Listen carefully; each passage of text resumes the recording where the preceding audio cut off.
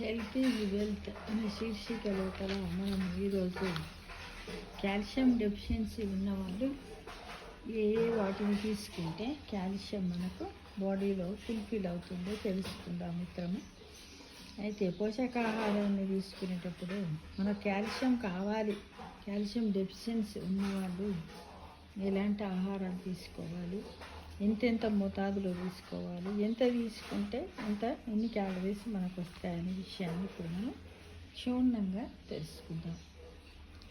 Calcium ఏ ఆహార పదార్థాల్లో దొరుకుతుందో తెలిసిన వాటిని ఎంత పరిమాణంలో తింటే ఎంత కాల్షియం దక్కుతుందనే అవగాహన అందరికీ ఉండదు. అందరికీ అవగాహన కావాలి, అయితేనే మనం దాన్ని తీసుకోగలుగుతాం.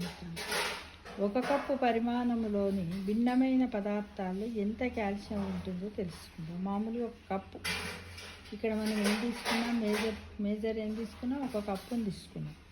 ఉదాహరణకు ఒక కప్పు రాగి, అంటే రాగులు ఉంటాయి కదా, రాగు పిండే కానీ రాగులను తీసుకుంటే మనకు 344 మిల్లీగ్రాముల కాల్షియం మనకు వస్తుంది.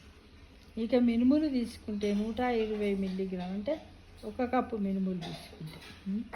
తోటకూర 500 మిల్లీగ్రాములు, కరివేపాకు 830 మిల్లీగ్రాములు, బాదాము 230 మిల్లీగ్రాములు, మునగాకు 440 మిల్లీగ్రాములు, నువ్వులు 1450 మిల్లీగ్రాములు. అంటే ఒక కప్పు నువ్వులను మనం తీసుకున్నట్టయితే మనకు 1450 మిల్లీగ్రాముల కాల్షియం మనకు దొరుకుతుంది, అందులో ఉంటుంది. పెరుగు 150 మిల్లీగ్రాముల పెరుగు, ఒక కప్పు పెరుగుని తీసుకుంటే మనకు 150 మిల్లీగ్రాముల కాల్షియం లభిస్తుంది. అలానే అటుకులు, మన మామూలుగా అటుకులతోటి గో చేసుకుంటాం కదా, అవి ఒక కప్పు తీసుకున్నట్టయితే 230 మిల్లీగ్రాముల కాల్షియం మనకు దొరుకుతుంది.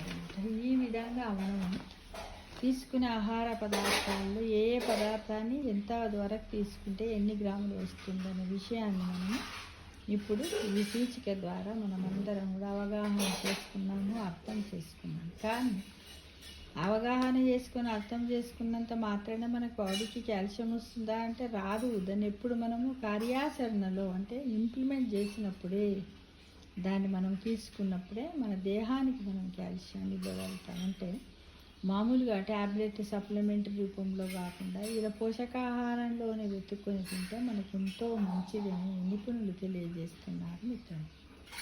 మనం కూడా తప్పకుండా పాటిద్దాం. ఎందుకంటే health is wealth, wealth is not health, health is wealth. ఆరోగ్యమే మహాభాగ్యం, కానీ ఆరోగ్యమే మహాభాగ్యం. ఎంతో ధనము, ఆ భాగ్యమే మనకు హెల్త్నిస్తుందా అంటే ఇవ్వదు. కాబట్టి ఆరోగ్యం ఉంటేనే డబ్బును సంపాదించగలుగుతాం. అన్ని ఆస్తులు ఉన్నట్టే ఆరోగ్యం ఉన్నవాడు పెద్ద కోటీశ్వరుడు, మిలియనీర్ కోటీశ్వరుడు మనం అనుకోవచ్చు. అంతే కదా మిత్రమా. Thank you for watching.